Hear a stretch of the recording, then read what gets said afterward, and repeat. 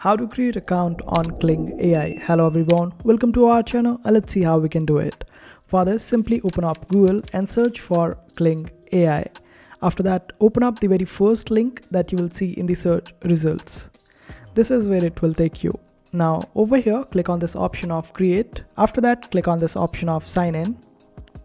And here select the option which is suitable to you, and in this video I will use this option of sign in with email. Then at the bottom you would be able to find this option of sign up for free. Simply click on it, then provide your email address, password, confirm your password and click on next. Now complete this verification puzzle. A code will be sent to your email address. Simply check that code and paste it over here. After that, click on this option of sign in. And this is how you would be able to create an account on Kling AI. I will provide a direct link in the description. Simply click on that and you would be able to reach this website. You would get 166 credits for your trial use. And this is how you do it. I hope this video was helpful. Make sure to hit that like button and also subscribe to our channel for more helpful videos.